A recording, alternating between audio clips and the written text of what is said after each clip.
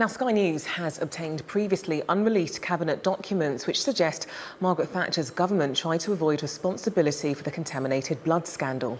In the 1970s and 80s, some 2,400 people, many of them haemophiliacs, died as a result of receiving blood transfusions contaminated with HIV and hepatitis C.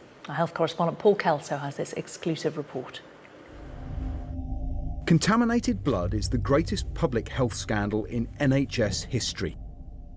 Thousands of haemophiliacs were infected with HIV and hepatitis C after being given blood products imported from the United States. An estimated 2,400 people died.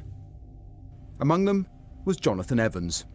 When he died in 1993, his son Jason was just 4. Now he's searching for the truth. It destroyed the family at the time. The more I learn with each document, with each discovery, the more you see that actually this was completely avoidable.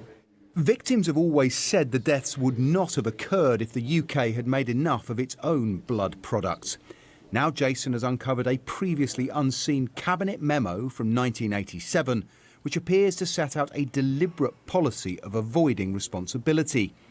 It was written following a meeting of the Cabinet AIDS Subcommittee by the then Secretary of State for Social Services, John Moore.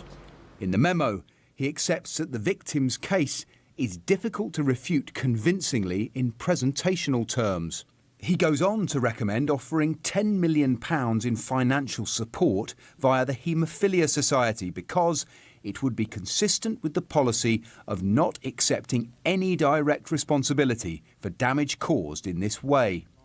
We showed the document to Lord Owen, who as Health Minister in the 1970s proposed that Britain should be self-sufficient in blood products, only for the plans to be dropped when he left office. Well, I definitely think they have a responsibility, and personally I think there is a strong case that they have a liability, and they admit that in this cabinet paper when they say it will be very hard to refute, and I think it has already proven to be hard to refute.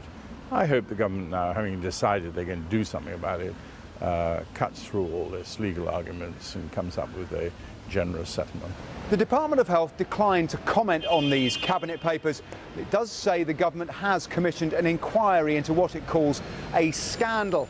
But 3 months after Theresa May made that announcement, the families are still waiting for a chairman to be appointed, and the terms of reference, the format and the timing have not been decided. This former health secretary has backed the campaign for an inquiry. It shows that the government from the beginning was trying to fight any real justice for those victims, even though the papers acknowledge that the government had liability. So these are quite shocking revelations, and they strengthen the case for a full inquiry to proceed without any further delay. Here it's kind of in black and white that we've been told for 20 years one thing, but actually the Secretary of State 1987 was saying quite the opposite to that. And it's never been made public until now, and so I think if that isn't a cover-up, then what is? To try and answer that question, Jason and 500 other victims are suing the government as their search for truth and justice goes on. Paul Kelso, Sky News. Let's get more on this from Paul. He's in our central London studio. And Paul, we spoke to the head of the Haemophilia Society, and she said she's not surprised by your findings.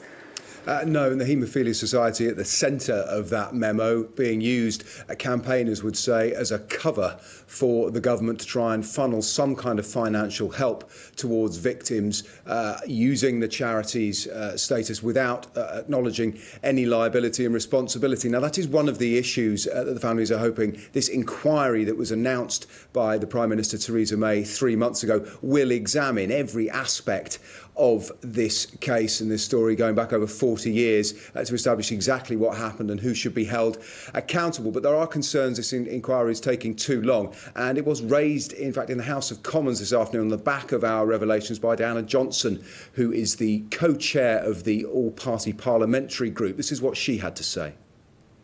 With Sky News today running a story about what appears to be a cabinet cover-up in 1987, related to the contaminated blood scandal and the consultation for the public inquiry having ended last week, I wondered whether you, sir, had any indication when the government were going to come to the House to make a statement about when that public inquiry will be set up, as they promised it would be done in a speedy manner. The answer is I've received no such indication. One of the reasons for the fact John Bercow, like the family, still doesn't know when this inquiry is going to take place is that there has been a fundamental objection from many of the families and survivors, which is they do not want the Department of Health to be the sponsoring department, as it's known, in terms of supporting this inquiry. They believe that the Department of Health is probably, if not certainly in some people's views, culpable in some way. They should be the subject of this inquiry rather than the department running it. So there has been something of a standoff there. I understand there is there's a Whitehall discussion going on about whether it's okay for another department to run it. Certainly, speak to campaigners, they would like the Cabinet Office or another department to take charge. The Department of Health tell us an announcement will be made in due course about who will chair the inquiry and when it starts. But for the moment, the campaigners are still waiting. OK, Paul, thanks for that update.